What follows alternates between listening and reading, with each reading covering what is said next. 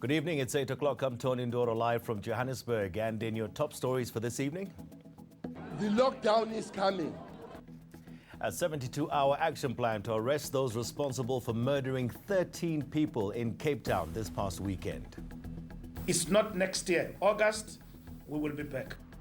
And a deadline has been set for whether or not to scrap the e-toll system. Outrage and frustration as people queue for hours and wait for months for documentation at the Umgeni Home Affairs Office in Durban. Right, thanks, guys. Now, a lockdown is being considered following a bloody weekend in Philippi, Cape Town. But Police Minister Bekele says there will be no shoot to kill. 6 women were gunned down in the area on Friday night, bringing the death toll to 11 for the weekend. Bekele is promising widespread reform, but says residents must help expose the criminals. No, there is no shoot to kill. Police Minister Bekele says a crime-fighting plan for Cape Town needs to extend beyond Philippi to the entire metropole. He's promising more boots on the ground. We have a meeting that will give us a roadmap. By the time we leave this place, life would have changed. But residents are fed up with repeated promises. Families eziyi-4 ezidutshulwe ngapha eNewrest. Uminister into ayenzileyo akafuni ukusimamela. Into ayenzayo aba bantu bebefumene imedia attention kwathiwa bavele eTVini babulewe uye kubo ufuna uthetha nabo. Kule Philippi East most youth lapha unemployed. Nango sifuna aba bantu batsha balapha bathathe umuntu certificate sakhe sika-10 nekopi ye-ID ne-clearance exela i-fingerprints ubana criminal record azifake police station usixelele into yoba bangabo zabathatha. Minister ubulapha not so long ago eMarikana sakuxelela into yoba sifuna i-TRT sifuna i-intelligence apha uduze nini nale mpendulo because siyaphela siyafa. Bekele believes all is not lost. Losing the war, I don't think that we are losing the war. But I do admit that we do have a problem that needs to be arrested with the hope that after the meeting that is taking place tomorrow, we will be able to arrest this situation. Police have not yet offered a motive for the weekend killings, but National Police Commissioner Kehla Sotole is promising to deal with key appointments at the Philippi East Station before the end of the month. This includes a station commander and a head of visible policing. Transport Minister Philippi Mbalula says the scrapping of e-tolls is on the table. This comes after President Cyril Ramaphosa said he wants a solution to the e-toll saga by the end of next month. Soon, motorists should know where they and e-tolls stand. John Bailey takes a look. President Cyril Ramaphosa has instructed Transport Minister Philippi Mbalula, Gauteng Premier David Makhura, and Finance Minister Tito Mboweni to come up with a solution to the e-tolls issue by the end of next month. Mbalula says they are looking at a variety of things, including the system's possible scrapping. In the main, there is a demand on the table that we are responding to that we must scrap e-tolls. And that is in the main the issue we are looking at. If we do away with e-tolls, not e-tolls in particular, the countries, because you still have got e-tolls all over in terms of our national roads. We do away with that, there are challenges. Gauteng Premier David Makhura says he wants the controversial system scrapped once and for all. It's believed the South African National Roads Agency is owed billions of rands in unpaid e-tolls bills. The controversial e-tolling system was introduced to motorists in 2013. 6 years later, national and provincial governments are still not budging on whether it should be scrapped or not. With all the constraints, we are looking at the issues and we'll give the report to Cabinet and to the President and to the citizens. It's not a one-way process. We've got to engage with the stakeholders and then we've got to engage with everybody. So it's not next year, August, we will be back. While the Finance Ministry is adamant that motorists must pay up, Makhura says financially strained consumers should not have to pay. John Bailey, Pretoria. Now, if you've been faithfully paying your e-tolls, you probably won't get your money back if the system is scrapped. Sekhogacho Moagi has more. Will those who have paid get their money back? Absolutely not. We don't believe so. The grim reality faced by at least 20% of motorists who've been paying their e-tolls. A tour between Finance Minister Tito Mboweni, who insists people must cough up, and Gauteng Premier David Makhura, who wants the system scrapped, has brought the issue to the fore again. But what should motorists do in the meantime? We believe the status quo should remain. If you've been paying, continue to pay. It's going to probably last a couple more months. If you'd rather have the money in your bank account than Sanrol's, well then stop paying. That's what a lot of companies have done. And how do Gauteng residents feel? Definitely, they must be scrapped. Why? We're paying a lot as it is for fuel and lots of stuff. I mean, groceries are high, everything is high. I want them scrapped because I think that this government takes far too much in taxes. It's just another indirect taxation. Uhulumeni wethu ngicela ke nibulala ama-itholi.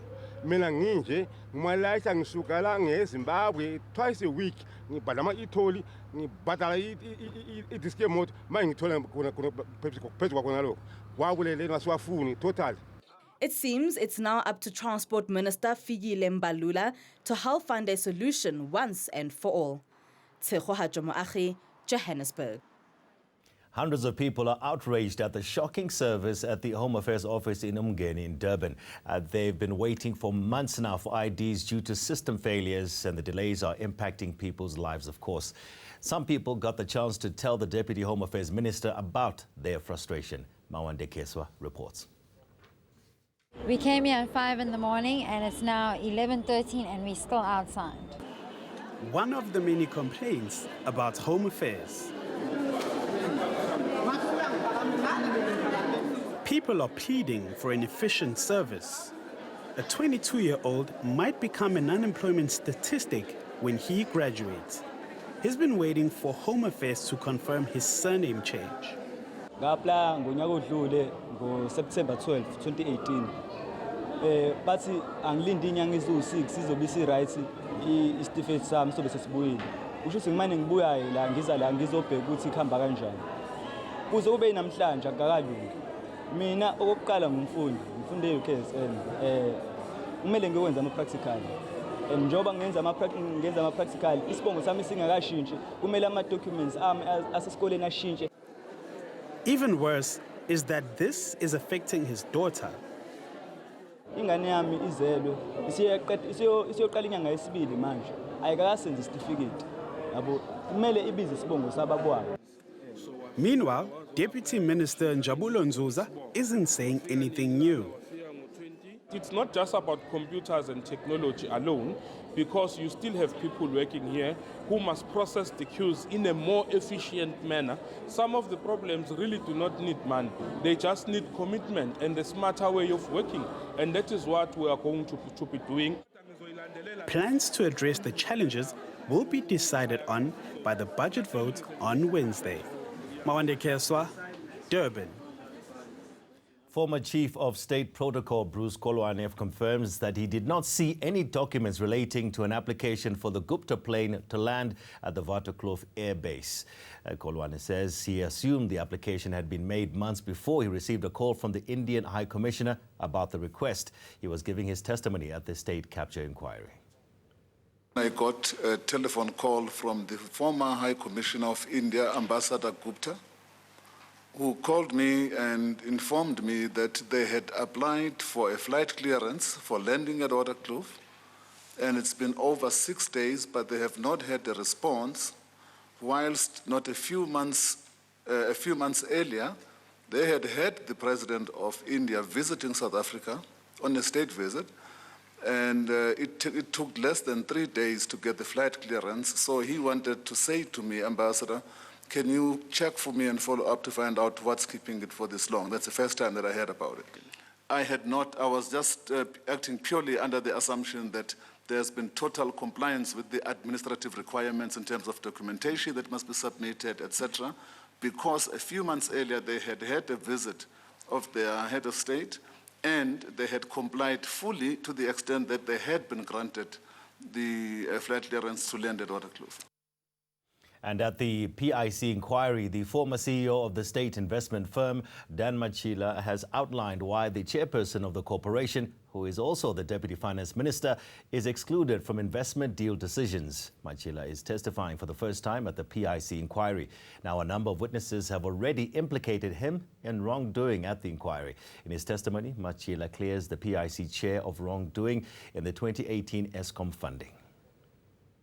The Deputy Minister is the second in command in the National Treasury, a government department that is responsible for the finances of the nation and the custodians of PFMA.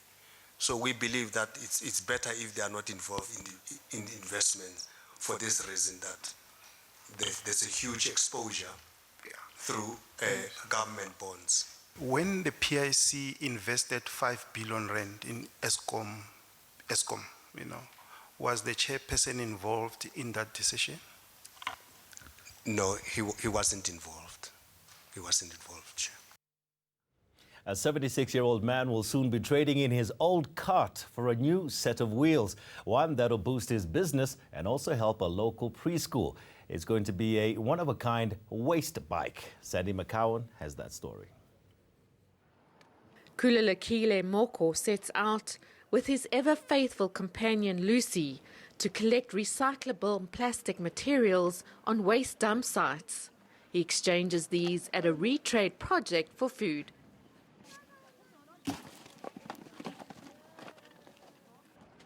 When he heard about the 76-year-old's heavy load, architect Kevin Kimwella stepped in to help, designing a unique bike to suit his needs.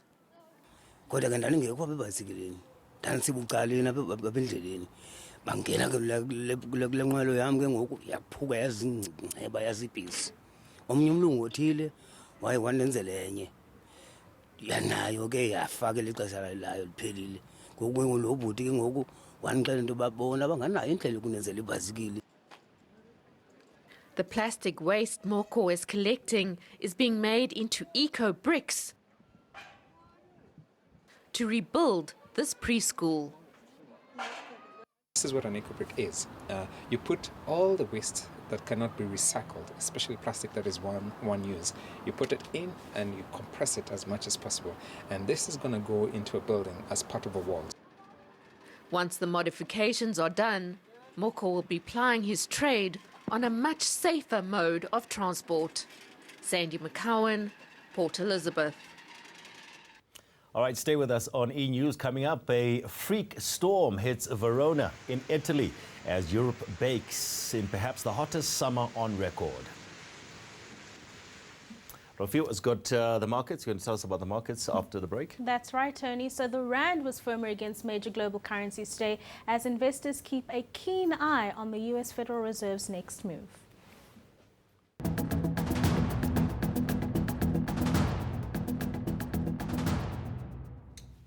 Okay, time to look at some business news. Rofiwa Steinhoff, first up, the CFO has decided to quit. Yeah, so the CFO who joined the company in April 2018, so he's been at the head of the financials for Steinhoff just over a year, has decided to step down.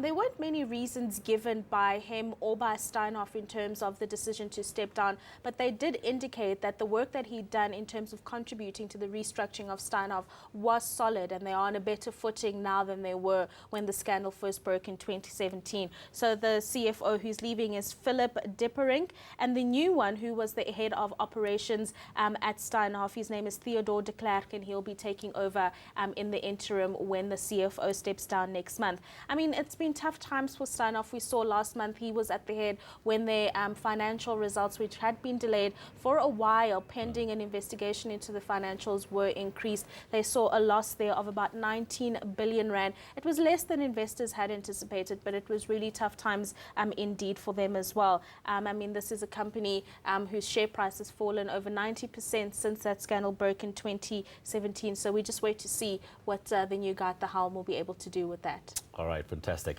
And the markets today? So if we take a look at the markets today, so the JSE backed the trend in other global markets, and this has a closed firmer, and that's mainly thanks to a rebound in mining stocks. Now, this was in contrast to the trend recorded in Asia earlier, where stocks fell in reaction to better than expected jobs numbers out of the US. Now, some of the biggest losers on the day were retailers like Mr. Price, which closed almost 3% lower. If we take a look at your commodities, the price of gold is benefiting from investors shying away from riskier assets and plowing into safe haven assets. So meanwhile, Brent crude has remained steady after OPEC indicated that supply cuts will remain in place until next year. If we take a look at your currency now, the rand has steadied against a firmer US dollar this afternoon, and this was after those strong jobs numbers out of the US on Friday. So this also then lowers expectations of a sharp Federal Reserve interest rate cut in the coming weeks, Tony. All right. Thank you so much. Thank you. That's your business news. Let's go abroad now and look at some international headlines. In scenes reminiscent of the 2008 financial meltdown, Deutsche Bank has begun a major layoff of staff from Sydney to London.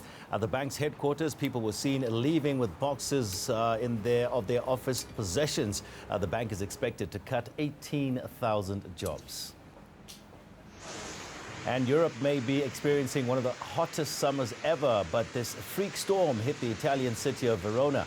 The unusual summer storm came shortly after authorities issued a yellow alert for rain and high winds. Coming up, we'll bring you the weather report. Louis Fernandez is at the Weather Center. And then after that,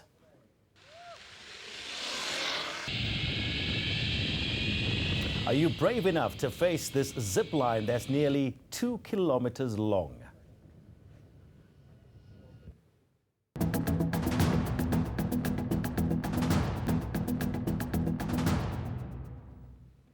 Time now for the weather report with Louis. Evening, Louis. Good evening, Tony. Not much going on over South Africa at the moment, mostly clear skies, just a little bit of cloud in the southern parts. That continues into tomorrow morning, but as we head into the afternoon, sunshine will dominate South Africa, and it's going to be a pleasant afternoon for most areas, and those clear conditions persist into your Tuesday evening as well. The Northern Cape will see a relatively warm afternoon, but especially warm towards the coastline, a berg wind pushing Alexander Bay's temperature up to 28 degrees. In contrast to that, for Cape Town, it stays cool at 19, some cloud over this area in the morning, but for the interior, temperatures will be climbing quite far into the 20s. A lovely afternoon for the Eastern Cape, but chilly at first for the mountainous areas, 1 degree to start your day off in Aliwal North. And we're also going to see some warm weather in KwaZulu-Natal as sunny skies are expected for just about all areas. A cold morning on the Mpumalanga Highveld with eMakhazeni and Standerton dropping down to 0 degrees as it stays clear in the province. And it's going to be an especially warm day for the Lowveld of Limpopo, 27 as a high for Musina and Phalaborwa. A fantastic day into the northwest, light winds and sunshine across the province. And it's going to be pretty good as well for the Free State as temperatures climb above 20 degrees for most areas. And finally for Gauteng, it's going to be a warmer day over the province, 21 for Johannesburg, while Pretoria gets to a very respectable 23 degrees. Moving ahead to your conditions for Wednesday, we are expecting a sunny day all across South Africa. This allows most areas to get even warmer, and those conditions are going to continue into Thursday with an unusually warm July day expected over the country, with temperatures in the mid-20s for most areas. That's it from the Weather Centre. Back to you, Tony. Thank you so much, Louis. Enjoy the rest of your evening. All right. Finally, though, short of a little excitement in your life, this might just be the thing for you then.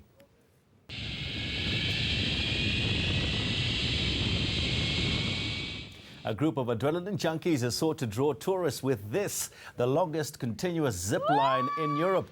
The Patsy Meadow, or Beware of the Bear, is 1,700 meters long and takes thrill seekers over forests, hills and valleys. And those brave enough can hit speeds of up to 120 kilometers per hour. Okay, we end with that. Thanks for watching. We'll see you next time. Good night.